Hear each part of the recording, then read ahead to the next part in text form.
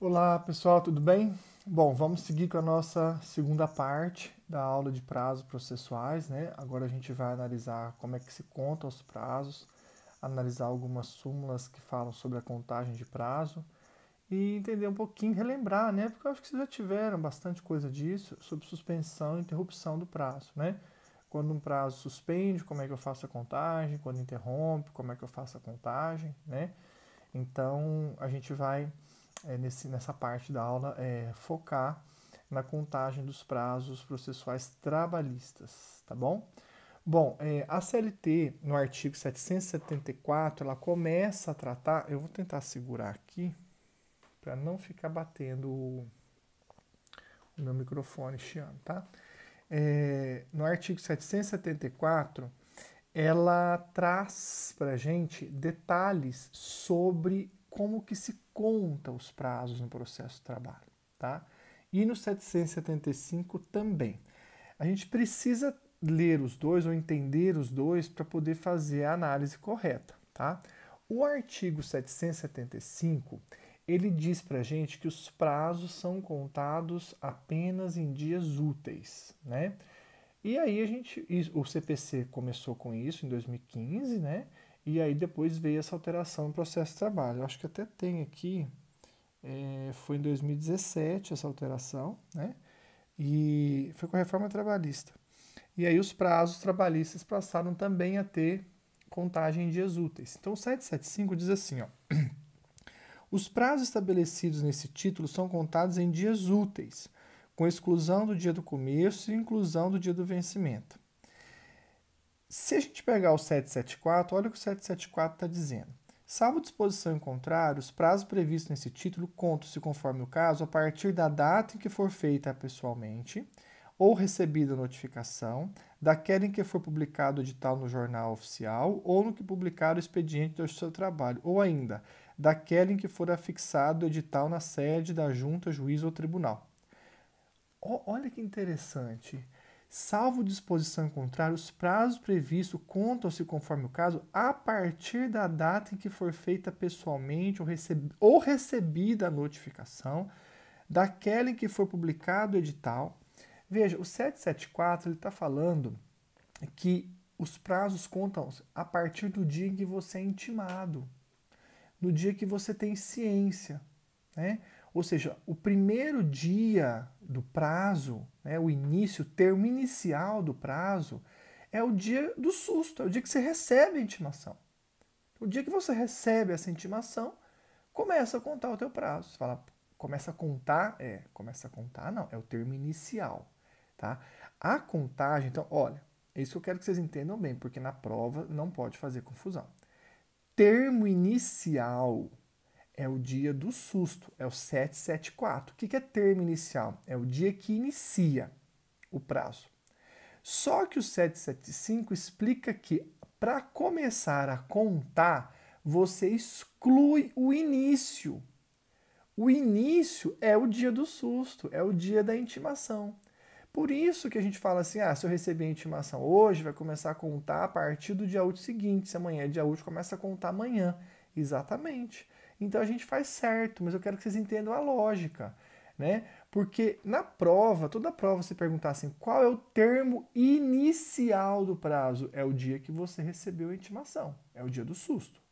Aí você perguntar, quando inicia a contagem? Aí você exclui o dia do susto e começa a contar no dia útil seguinte. Então, se eu recebi uma intimação na segunda, o termo inicial é a segunda. Quando que começa a contar? Na terça, porque na contagem eu excluo o início. Olha só, então o 774 fala que o início, ele fala lá, ó, os prazos previstos contam-se conforme o caso a partir da data em que for feita pessoalmente ou recebida a notificação, daquela em que for publicado o edital ou no que publicar o expediente do seu trabalho. Aí vem o 775. Os prazos serão contados em dias úteis com exclusão do dia do começo. Qual que é o dia do começo? É o dia do susto. É o dia da intimação. É o caput do 774. O 774 está falando quando começa o prazo.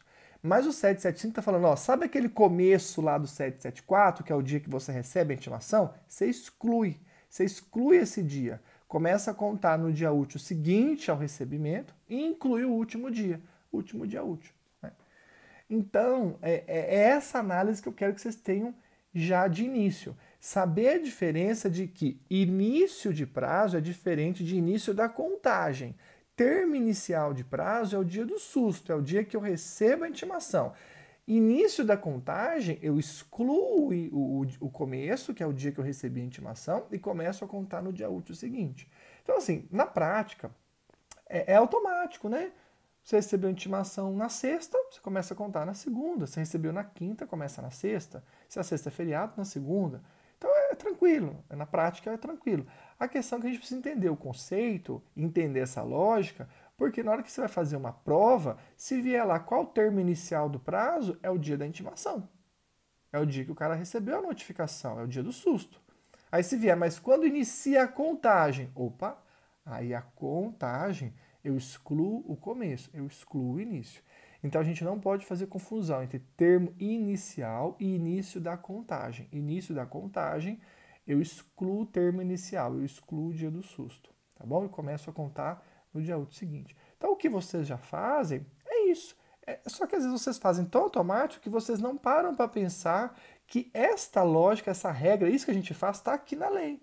A lei que nos orienta, olha, o dia que você recebe é o dia que começa o teu prazo, é o dia que começa. Só que na hora de contar, você exclui o começo, você exclui o início. Então, na hora de contar, você exclui o começo. Tá? Você exclui o início, que é o dia do susto. Então, se você recebeu na segunda-feira, começa o prazo na segunda-feira. Mas na hora de contar o início da contagem, você exclui a segunda e a contagem inicia no dia útil seguinte. É isso, tá? Isso é uma coisa que muita gente às vezes não consegue entender.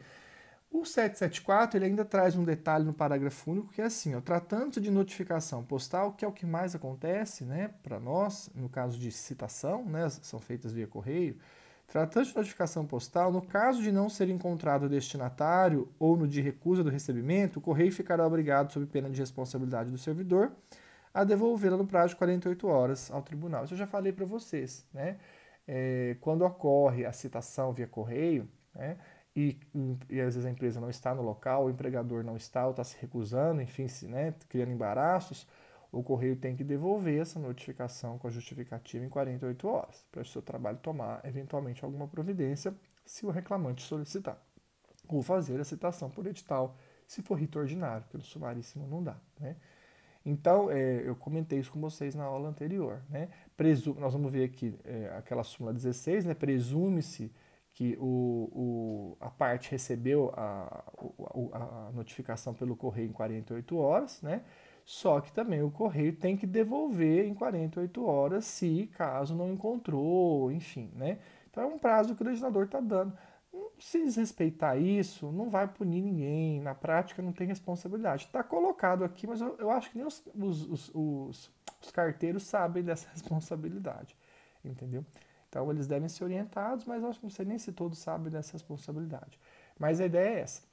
Quando a notificação é enviada por correio, né, a secretaria vai presumir que a parte recebeu em 48 horas.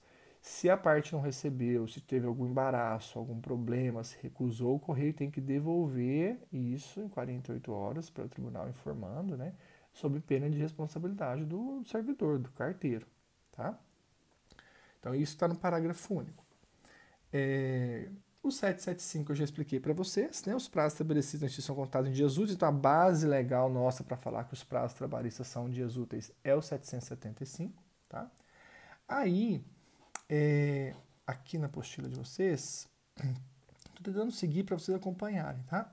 Eu coloco aí para vocês, então, essa explicação toda de que o começo é o dia do susto, né? É o dia da intimação, mas que na hora de contar eu excluo o começo, né? E então no início da contagem é o dia útil seguinte, começo ou termo inicial é o dia do susto, tá? Aí eu coloco para vocês, ó, detalho isso, parágrafo 1º e parágrafo 2º, 775, que eu acho importante a gente falar, tá? Diz assim, ó, comentei com vocês na aula passada isso, tá? Na parte anterior, na aula passada não, né? Na parte anterior, na parte 1. Os prazos podem ser prorrogados pelo tempo estritamente necessário nas seguintes hipóteses. Lembra que a gente falou de de peremptórios e dilatórios. E eu falei para vocês que os dilatórios são convencionais, são prorrogáveis, os peremptórios são improrrogáveis, né? Nós falamos isso. Então, ainda falei para vocês, olha, os peremptórios também podem ser prorrogados. Aí eu coloquei o parágrafo primeiro. Aqui ele não fala, mas ele quer dizer, ó, os prazos podem ser prorrogados. Quais prazos? Todos. Peremptórios e dilatórios, mas principalmente aqui ele quer dizer para os peremptórios, porque, em regra, quem que não pode ser prorrogado? Os peremptórios. Ele não falaria isso para os dilatórios. Os dilatórios eu posso prorrogar. Então ele coloca, os prazos podem ser prorrogados pelo tempo estritamente necessário nas seguintes hipóteses. Quando o juiz entender necessário, que eu comentei com vocês isso, em virtude de força maior devidamente comprovada, que é o que eu até comentei com vocês a questão da pandemia, né? Então foi o finalzinho da parte 1, tá? Parágrafo 2º. Ao juiz incumbe dilatar os prazos processuais. Então, você vê, ao juízo incumbe dilatar os prazos processuais. Então, aqui ele está falando de prazos também peremptórios. Mas, gente, a regra, quando ele coloca aqui, está colocando situações excepcionais, tá bom? Então, assim, ele quer dizer o quê? Olha, existem prazos que não são prorrogáveis, que são os prazos peremptórios, né? Estes prazos que não podem ser prorrogados, só seria justificável a sua prorrogação, por exceção, a critério do juiz, né? E quando tiver calamidade pública comprovada, que é o caso aqui, né? Aí ele coloca assim, ao juiz incumbe dilatar os prazos processuais e alterar a ordem de produção dos meios de prova, adequando-se à necessidade do conflito, de modo a conferir maior efetividade e tutela do direito. Então ele está deixando claro que, se o juiz for modificar ou for prorrogar algum prazo, ele tem que justificar que isso é para melhorar a efetividade, tá, da tutela. É o que está colocando aqui no final. Para conferir maior efetividade da tutela do direito. Eu não vou entrar nessa questão da ordem de produção das provas, porque isso é questão do semestre que vem, tá? Tá uma coisa, ficou meio perdido aqui, né? Ele tá falando assim, ó, ao juiz incumbe dilatar os prazos e alterar a ordem dos meios de prova. Pô, podia ter colocado isso no outro parágrafo, né? Porque uma coisa é você falar que o juiz pode dilatar os prazos para justificar, para poder conferir maior efetividade à tutela de direito, e outra coisa é você falar que o juiz também pode inverter a ordem das provas, né, para também assegurar maior efetividade nas tutelas de direito. Então, ficou ruim aqui essa redação, tá? Mas o que nos interessa desse parágrafo 2º é isso. É que se o juiz entender, tudo é justificado, tá, gente? O juiz não pode simplesmente prorrogar um prazo sem uma justificativa, né? Ele tem que observar as regras de fundamentar a sua decisão. Então, via de regra, só prazos convencionais e eventualmente judiciais que são prorrogáveis, né? E os prazos legais não. Mas aqui a CLT traz essa possibilidade do juiz do trabalho poder prorrogar os prazos, inclusive os legais, né? Ele coloca prazos de um modo geral, então quando ele fala prazos inclui os legais, né? Quando o juiz entender que é necessário, né? E justificar isso, ou no caso de calamidade pública, tá? Isso nós falamos na parte anterior, tá? Só estou confirmando aqui, tá? Que mais? O 776 diz assim, o vencimento dos prazos será certificado nos processos pelos escrivães e diretores de secretaria. Então tem que haver a certificação dos prazos, tá? Por quê? Para a parte saber que ocorreu a preclusão, né? Então ali certifica-se o decurso do prazo, quando certifica-se que decorreu o prazo e a parte não se manifestou, ocorreu a preclusão temporal, tá? Ocorreu a preclusão temporal. Aí eu separei para vocês 3 súmulas, tá? Para a gente comentar. Uma eu já comentei, em todas as aulas a gente está falando de prazo, que é a súmula 16, né? Que presume-se que quando a secretaria envia uma notificação, porque é muito cobrada essa súmula, tá, gente? Quando a secretaria envia uma notificação por correio, ela vai contar 48 horas, ela vai presumir que a parte recebeu em 48 horas. Se a parte não recebeu em 48 horas, a parte tem que fazer prova. A parte que vai provar para o juiz que recebeu em mais de 48 horas e pedir a restituição do prazo, né, ou a redesignação da audiência, se ela ficou prejudicada. Lembra da defesa que o prazo mínimo é 5 dias? Então, se ela recebe a notificação fora das 48 horas, ou seja, em 72 horas, ela corre o risco de ter que fazer a defesa em 4 dias, por exemplo, 3 dias. E aí ela vai ter que justificar para o juízo, né, que recebeu muito depois a notificação e que isso comprometeu o prazo da defesa. O juiz, obviamente, vendo aquilo no AR, vai ver que realmente ela assinou numa data fora das 48 horas, bem depois, vai redesignar o prazo, vai restituir o prazo, redesignar a audiência, tá bom? Mas é a parte que vai ter que provar que recebeu fora das 48 horas. Isso é a súmula 16, tá bom? A súmula 1, ela só confirma ó, que quando a parte foi intimada na sexta-feira, né? É aquilo que nós falamos. Se você foi intimado na sexta, a sexta vai ser o começo, é o dia do susto. Então, na hora de contar, você exclui o começo, exclui a sexta e começa a contar na segunda. Então, eu coloquei para vocês aí, ó. Deixa eu até ver se a minha CLT tem a súmula 1 aqui no final. Ela costuma ter várias súmulas no decorrer dos artigos. Não, ela não tem. Tem no finalzinho só. Mas a súmula 1 diz assim, eu coloquei para vocês aí, quando a intimação tiver lugar na sexta ou a publicação com efeito de intimação for feita na sexta-feira, o prazo judicial será contado na segunda imediata, inclusive salvo se não houver expediente, caso em que fluirá no dia útil seguinte. Ele quer dizer o seguinte, se você for intimado na sexta, vai escolher a sexta e começar a contar na segunda. Se a segunda não tiver expediente, for um feriado, começa a contar na terça. É simples assim. Você vai começar a contar no primeiro dia útil e vai contar nos dias úteis do prazo. Os prazos serão contados nos dias úteis. Tá? Início do prazo, dia em que foi intimado, né, é o dia em que eu não conto. Quando começa a contar o prazo, início da contagem, né, observar a contagem, exclui o começo e inclui o último. Então é isso que eu quero deixar claro. Início de prazo é o dia do susto. Início da contagem é o dia útil seguinte ao dia do susto. Se eu tomei o susto hoje, fui intimado hoje é o início do meu prazo. Início da contagem, se amanhã for dia útil, amanhã começa a contar, tá bom? Só lembrando que sábado, domingo e feriado não é dia útil, tá? Aí eu destaquei para vocês ali, ó, início do prazo é diferente de início da contagem, tá? A súmula 262 é interessante porque é o seguinte, pessoal, como algumas notificações podem vir pelo correio, hoje eu já falei para vocês que o PJE é só a citação, basicamente, que vai pelo correio, e alguns outros atos. Então, isso acaba, né, com o PJE, isso acaba não tendo tanta necessidade mais. Mas imaginemos que o correio, em alguns locais, ele trabalha no sábado. Sábado de manhã, os carteiros entregam cartas em alguns locais. Então, pode acontecer da parte receber a carta no sábado. Então, por exemplo, a secretaria manda a notificação na quinta-feira, né? Então, quando a secretaria manda a notificação na quinta, ela vai presumir que recebeu em 48 horas, certo? 48 horas vai dar sábado, não vai? Ó? Você manda na quinta, sexta 24 horas, sábado 48 horas. E realmente, o correio muitas vezes entrega a correspondência no sábado.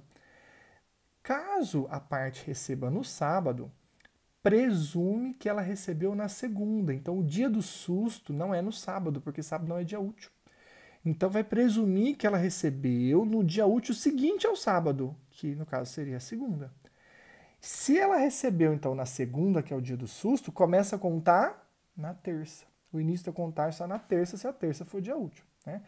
Se a segunda é dia útil, recebeu na segunda, e a terça não vai começar a contar na quarta. Entenderam? Então, assim, se você recebe uma notificação trabalhista no sábado por correio, o juiz presume que você vai receber na segunda. Então, o seu dia do susto vai ser a segunda, que é o dia útil seguinte. E começa a contar no dia útil subsequente, que seria a terça. Se terça for feriado, vai para a quarta. Se a segunda for feriado, presume que você recebeu na terça e começa a contar na quarta. Se quarta for feriado, na quinta. Entendeu? Então, é isso que a súmula quer dizer. Ó. Intimado ou notificado a parte no sábado, o início do prazo se dará no primeiro dia útil imediato e a contagem no subsequente. Tá? Aí ele fala no 2, o recesso forense e as férias coletivas dos ministros do Tribunal Superior suspende os prazos recursais. A gente já vai ver essa questão de suspensão. Né? Aí eu explico isso para vocês, que eu acabei de falar. Né? Se você receber no sábado, isso eu acabei de falar, presume que recebeu na segunda, no primeiro dia útil seguinte ao sábado e começa a contar no dia útil subsequente. Né? Então, Eu expliquei para vocês bonitinho aí, embaixo do inciso 2, isso que eu acabei de falar para vocês. Tá? 775A, né, em relação às férias. Né, tá escrito assim no 775A. Suspende-se o curso do prazo processual nos dias compreendidos entre 20 de dezembro e 20 de janeiro. Né? Aqui ele quer dizer o seguinte, que esse período vai ser um período de férias, né? Alguns falam recesso, mas para mim aqui é férias. Antigamente eram férias, aí passou a ser recesso, agora é férias mesmo, porque 30 dias aqui, do dia 20 de dezembro a 20 de janeiro, é um período de férias forense. Né? Só vai realmente funcionar os servidores depois do recesso que eles têm, né, internamente, e os juízes que estão de plantão para as causas emergenciais. Né? Então, durante as férias, os juízes que estão de plantão para as causas emergenciais e os servidores também que estão de plantão, os servidores que estão fazendo revezamento, mas funciona só internamente. Tá? Não marca audiência, os prazos estão suspensos nesse período, tá bom? Ressalvadas as férias individuais, os feriados instituídos por lei, isso está no parágrafo 1º do 775, os juízes, membros do Ministério Público, Defensoria Pública, Advocacia Pública e os auxiliares da Justiça exercerão suas atribuições durante o período previsto no caput desse artigo. Tá?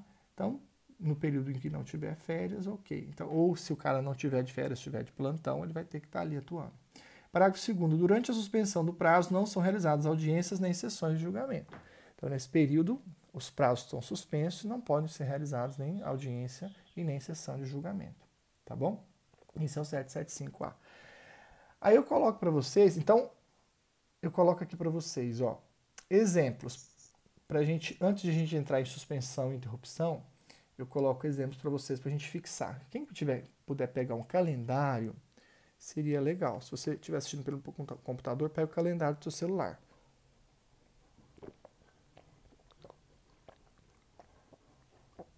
Se você estiver assistindo pelo celular, vê se acha um calendário, dá um pause aí, vê se acha um calendário. Eu coloquei assim, ó. Exemplo, a parte foi intimada no dia 24 de abril de 2020. 24 de abril foi sexta-feira, tá? Para se manifestar no prazo de 5 dias úteis. Prazo legal, né? O prazo que a lei não prevê, o juiz também não falou nada, 5 dias úteis. Qual é o termo inicial do prazo? Qual que é o dia do susto? É o próprio dia 24 de abril, termo inicial. Tá? Quando começa a contar o prazo? Bom, aí você vai aqui no calendário, abril. Então, estou aqui com o mês de abril, ó. Tá? Abril, para vocês aí, tá? Então, veja, dia 24 é a sexta, ó. Não sei se dá para ver, 24 é sexta. Quando que eu vou começar a contar? Então, o início da contagem é, ó, segunda, 27, tá? Então, tá aí. Qual o termo inicial do prazo? 24. Quando começa a contagem? Dia 27, na segunda-feira. Que dia termina o prazo? Vamos contar 5 dias úteis. Então, ó, 27, 28, 29, 30. Primeiro, só que 1º de maio é feriado. E é uma sexta-feira. Então, eu pulo 1º de maio, que é sexta. Cuidado com os feriados nacionais. Feriados nacionais vocês têm que saber para a prova. Tá? E feriado municipal aí, não. Aí eu teria que falar. E o feriado municipal a gente tem que comprovar no processo. Falei isso na aula passada. Tá? Na parte anterior. Então, 27, 28, 29, 30, 1º de maio. 1º de maio é feriado. Eu pulo 1º de maio, que é sexta, pulo dia 2 de maio, que é sábado, pulo dia 3 de maio, que é domingo, e aí vai cair na segunda, 4 de maio. Então, aí o último dia do prazo nosso vai ser 4 de maio. 27, 28, 29, 30, dia 1º é sexta, eu pulo, sábado eu pulo, domingo eu pulo, então vai cair 4 de maio, segunda-feira, tá? Aí eu explico porque terminaria dia 1º de maio na sexta, mas 1º de maio é feriado, então prorroga para 4 de maio, segunda-feira. Tá? Vamos outro exemplo. A secretaria enviou uma notificação por correio para a parte no dia 23 de abril, quinta-feira. Então a secretaria enviou por correio na quinta, 48 horas, que presume que vai receber. Então, ó, dia 23 aqui no meu calendário, 23 de abril, é quinta-feira. O cara vai receber no sábado. Sábado é dia útil. O que a súmula 262 diz para mim?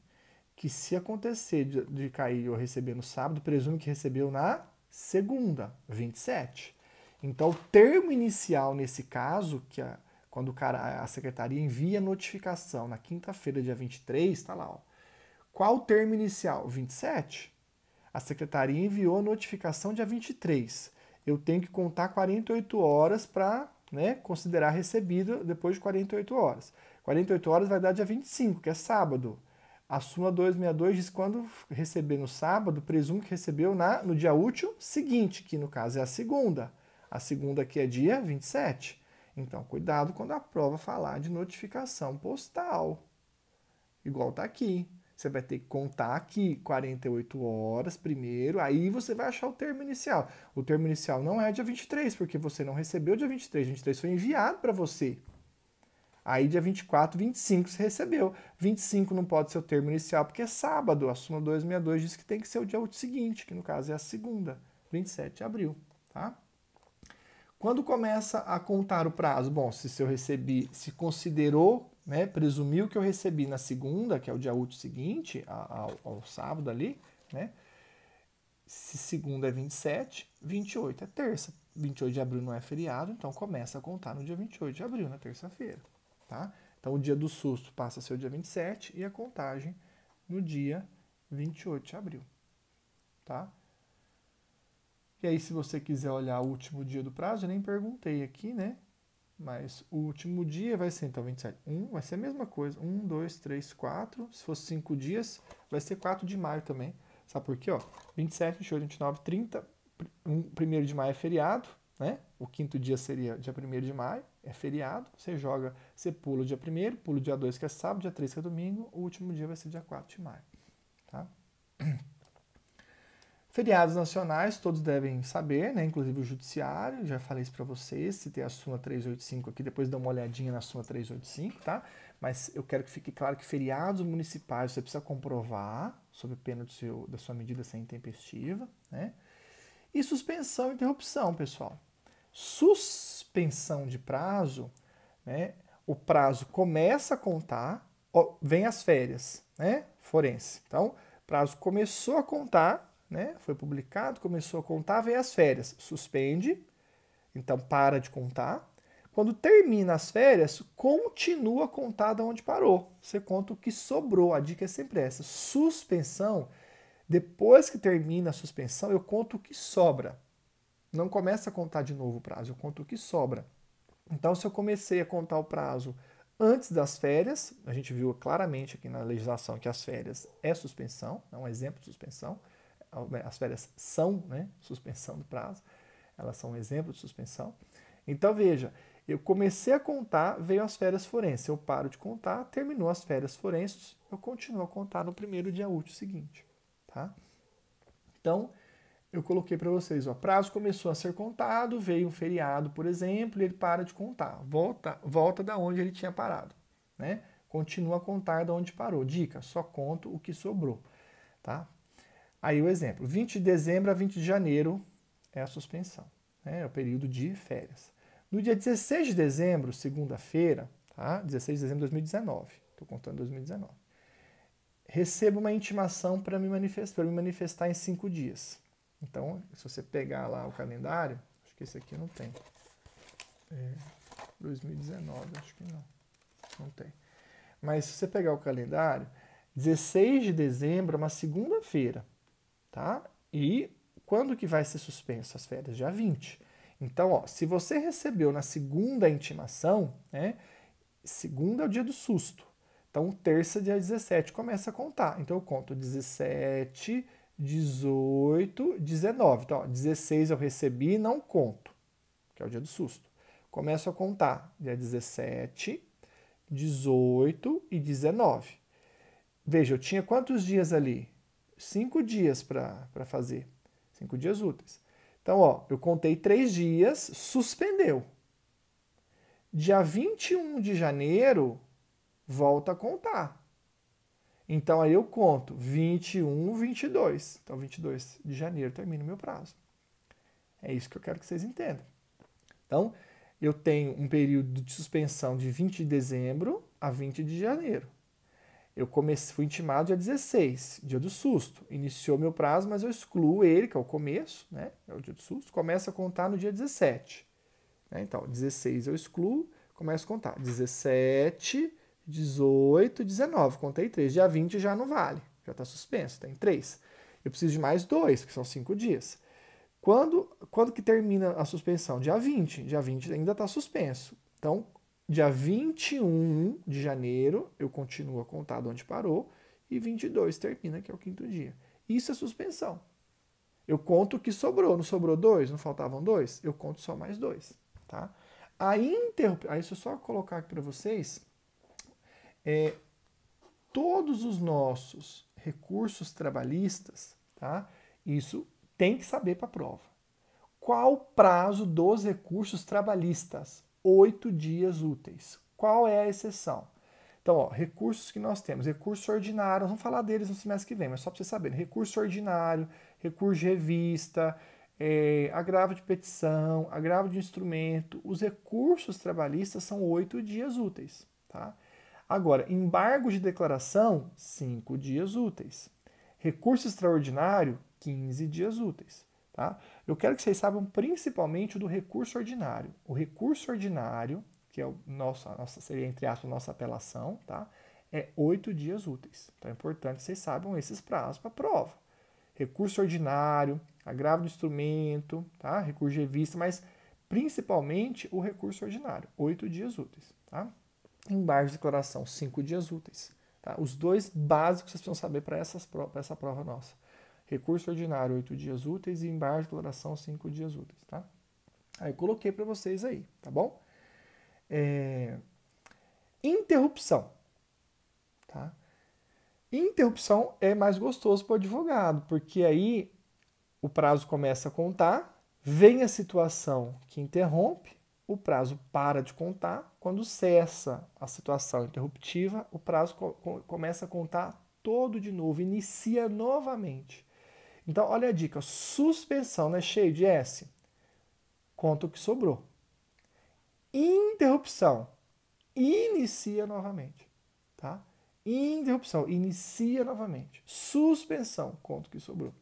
E a interrupção, o embargo de declaração é um exemplo, eu coloquei para vocês aí. Ó. Então vamos imaginar, sai uma sentença, a sentença foi publicada, eu coloquei para vocês aí, ó, dia 24 de abril. Uma sentença foi publicada numa sexta-feira, nós temos calendário aí, acompanhe no calendário. 24 de abril, sexta-feira, saiu a sentença. Então, o dia do susto é dia 24. Começo a contar dia 24? Não. Começo o meu prazo, mas a contagem eu excluo o começo, eu excluo o dia 24, que é o dia do susto.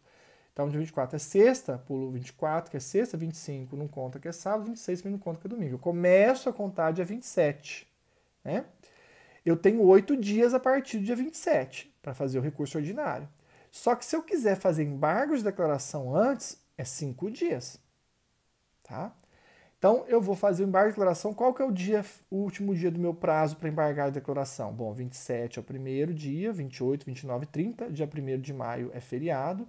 Pulo dia 2, que é sábado, dia 3, que é domingo. O último dia vai ser 4 de maio. Dia 4 de maio é o último dia que eu tenho para embargar a declaração. Quando eu embargo de declaração no dia 4 de maio, os embargos interrompem o prazo do meu recurso ordinário.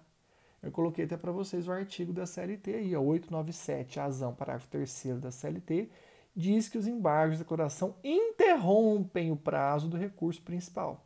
Então, quer dizer, eu tinha 8 dias úteis para fazer o recurso ordinário. No 5º dia, eu fiz os embargos para sanar algum vício. Eu preciso, se tiver algum vício, sanar primeiro através de embargos, que é o próprio juiz que sana, né, para depois fazer o RO. Então, quando eu apresentei, eu pus os embargos de declaração, né, o termo correto é opor, então, embargo de declaração, quando eu opus os embargos de declaração no 5º dia útil, se ele for conhecido, ele interrompe o prazo do recurso ordinário. Como assim interrompe?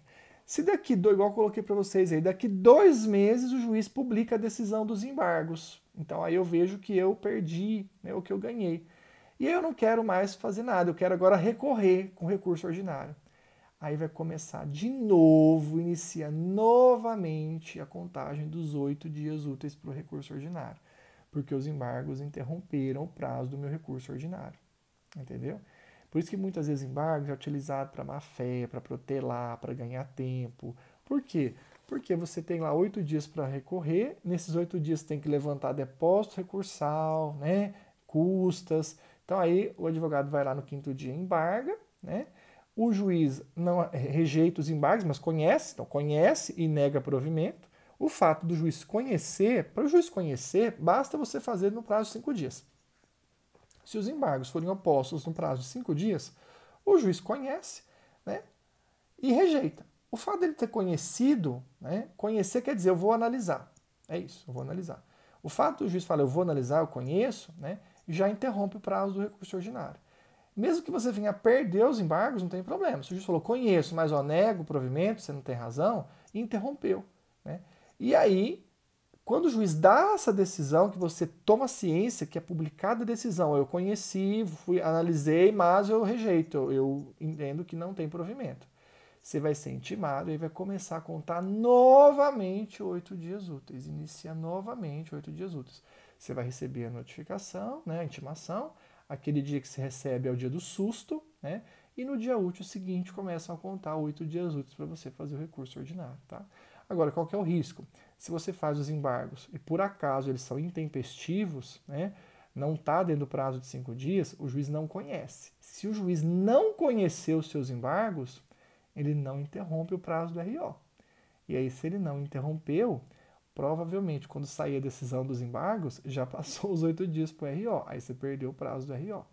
Então, você tem que sempre fazer os embargos no prazo certinho, né, de até 5 dias úteis, porque se você fizer fora, o juiz não vai conhecer e aí não vai interromper o prazo do recurso ordinário. E, consequentemente, quando o juiz falar para você, ó, não conheço, ele vai falar isso dali 1 mês, 2. Porque você fez fora do prazo, você já perdeu os 8 dias do RO. Tá? Então tem que ter cuidado. Então coloquei para vocês isso aí, ó. Dia 24 de abril, sexta-feira, saiu a sentença, sou intimado, tenho 8 dias úteis para recorrer, portanto, começa a contar na segunda-feira, 27 de abril, é o que nós vimos aqui, né? E dia 7 de maio termina o prazo do meu RO. 7 de maio termina o prazo do meu RO, tá? Do meu recurso ordinário. 4 de maio termina o prazo dos meus embargos de declaração e 7 de maio terminaria o prazo do meu recurso ordinário. No 5º dia, que é o dia 4 de maio, eu fiz os embargos. Né? Porque aí você podia falar, então faltaram só 3. Quando eu receber a decisão dos embargos, eu conto mais 3. Não, como interrompe, eu começo a contar 8 de novo. Eu não conto o que sobrou. Não é suspensão. Né? É isso que não pode confundir. Então, eu fiz os embargos no 5º dia. Aí você fala, então, eu tinha o RO para fazer em 8, então faltaram 3. Quando os embargos forem decididos, eu vou ter mais 3. Não. Como ele interrompeu, você vai ter mais 8. Tá? Aí eu coloco, se a parte no 5º dia, 4 de maio, opôs embargos de declaração para sanar vício, e considerando que o juiz demorou 2 meses para julgar os embargos, ao sair a decisão depois de 2 meses, eu quero recorrer com RO. Né? Quantos dias eu vou ter para recorrer com RO? 3 ou 8? 8. Né? Porque interrompeu, os embargos interrompeu. Quando interrompe, depois que cessou a interrupção, quando o juiz dá a decisão, inicia novamente os 8 dias. Tá? Então, coloquei 8, pois interrompeu o prazo. Tá? Então é isso, pessoal. Contagem de prazo é isso. Acho que bem tranquilo, né? Depois que a gente começou a contar em dias úteis, ficou mais tranquilo ainda. Tá? Mas a segunda parte é isso aí. Então, acho que atos, termos e prazo a gente conclui, né? Concluiu essa semana. E aí na próxima aula a gente vai falar da reclamação trabalhista, os requisitos, né? Os pontos principais dela, tá bom? Até mais. E as dúvidas mandem por WhatsApp, tá bom?